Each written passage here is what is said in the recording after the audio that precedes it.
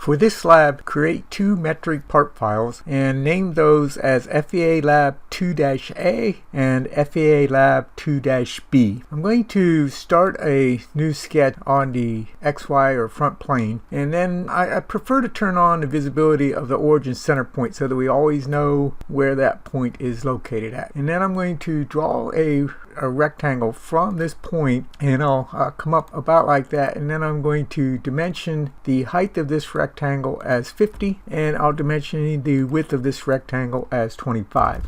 I'm then going to finish this sketch, and I'm going to do the same thing on FEA Lab 2-B. So I'll turn on the visibility of the center point. I will start a new sketch on the XY plane. I'll draw a rectangle, and I will dimension that rectangle, a height of 50 and a width of 25. Okay, so far we have two equivalent sketches. I think that we can agree that these sketches are equivalent. And then I'm going to start a new sketch on the XY plane in part A, and I'm going to draw a rectangle from the origin, and I'll draw it over about like that. I'll dimension it, and I'm going to make this dimension equal to 50, and I'll make this dimension equal to 25. I'll finish this sketch, I'll save it, and then I'll start a new sketch in part B. So I'll go to the XY plane, and this time I'm going to do this one a little bit differently than I did this one. I'm going to do project geometry. I'm going to project this point right here, and then I'm going to draw a rectangle from here over here, and then I'll dimension this 25, and I'll make this line equal to this line. It all turns black. It's all fully constrained. Now I think we can agree that 25 plus 25 is equal to 50, and I have this side equal to this side, so I think we can agree that that's also 25. Let's go ahead and extrude this rectangle. So I'll finish the sketch, I'll do extrude, and I'm going to click on this rectangle, and I'm going to go mid-plane, distance of 25. And then I'm going to do extrude again. I'm going to select this rectangle, I'm going to go mid-plane, a distance of 25. I'll go back to part A, and I'm going to extrude the first rectangle, and I'll do that a distance of 25, and I'll do that mid-plane. And then I will do extrude again, and I'll extrude this rectangle mid-plane, a distance of 25. I think we can agree that we have two identical volumes. When we assign material properties to it, we'll have the same mass. So I think that we can agree that the ending volumes, even though we created these volumes differently, the ending solid bodies are equivalent. Alright, let's go ahead and assign a material to this. I'm going to assign steel to this part, and I'll also do it to this one as well. Alright, I prefer to make this a more neutral color for the purposes of FEA analysis. So let's change this to a light gray, and I'll change this one to a light gray. Alright, so I have neutral colors on my two parts. I want to check the material properties for the steel, and so I'll click here on this edit pencil, and I'll go to the physical properties. I'm going to check the mechanical and the strength, and right now my units are in PSI. I'm working on a metric file, so I prefer that these units be in metric, display in metric units. So I'm going to come down here, and I'm going to set the display units, and I'll set this to MKS, meters, kilograms, pascals, and now I can check that material properties again. And so on our physical tab, we see the Young's modulus, the density, and the yield strength for this material. Then I'm going to go to the stress analysis environment, and I'm going to create a new study. We'll leave all the defaults for our analysis, and then I'm going to put a fixed constraint on this face, and I'm going to put a load of 10,000 newtons on this face, and I'll do the same thing over here on part B. Environments, stress analysis. I'll create a new study, accept the defaults. I will put a fixed constraint on this face, and I'll put a force for my load of 10,000 newtons on this face. And we're not going to bother with gravity on this small part.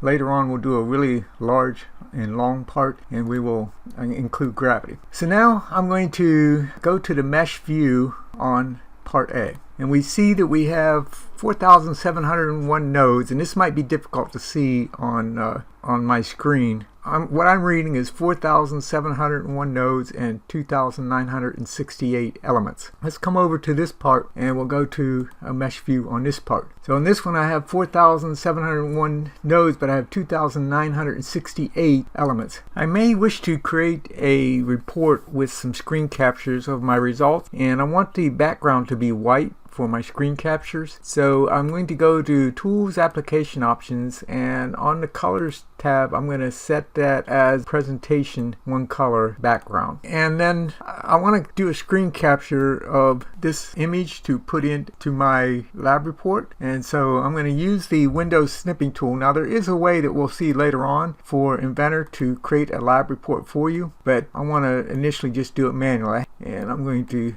select showing these number of nodes and elements. Now I'm going to come over to the second part, and I would really like that screen capture to stay on top, but we'll bring it back. So I'll go to my mesh view, and in this case I have the same number of nodes and elements, but sometimes you may get a different number of nodes and elements based on how you built your geometry, even though the ending geometry is identical. And here's the way I like to explain it. Imagine that you are a spider and you are tasked with building this as a spider web, this mesh as a spider web. And also imagine that you're a blind spider and the only thing you can detect is ones and zeros. So somewhere in the background this geometry is all coded as ones and zeros in the software. And so that spider has to start someplace to build that mesh, and it has to end someplace on this part to build a mesh. Notice that the spider web is slightly different on this part. So for example, there's an element going across here this way, and on this one there's an element going across this way, and then another element going this way. So the elements are built differently, or the spider built the mesh differently depending on how the original geometry was created, because all the spider can see is ones and zeros.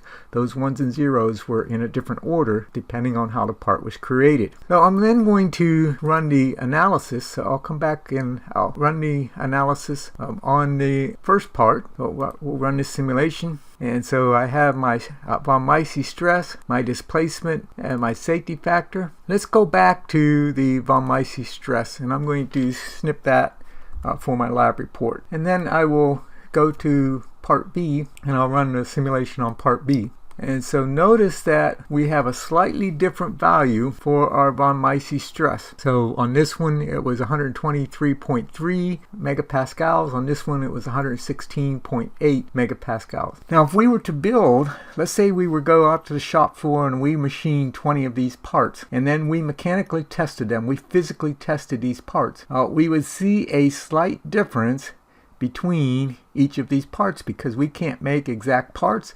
The material from one part to the next is not going to be absolutely identical. We are doing, in this case, we're doing a finite number of elements, a limited number of elements, not an infinite number of elements. Later on we'll see how to do a convergence analysis where we refine the mesh in high stress areas. But for now we just leave it on the default, and we see that we get slightly different values. If we plug these two values into an Excel spreadsheet and calculate the percent difference, we find that it's only about 5% difference between these two analyses. When you're doing an analysis, anything less than 10% difference is generally considered to be a good result. In this case we have just over 5% difference, so we have what would be considered a good result for an FEA analysis. So don't be bothered when you get a slight difference from one part to another that you assume everything was done identically.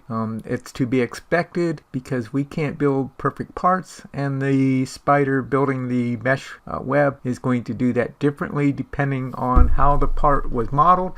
And you can imagine there would be an infinite number of ways that you could model this geometry.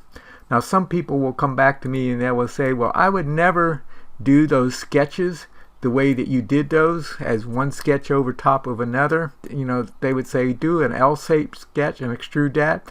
That completely misses the point. The point is you're going to end up, particularly on a complex part, there are different ways to end up with the same results, and it's unlikely that two people are going to take the same path to that end result, which in the geometry itself is identical.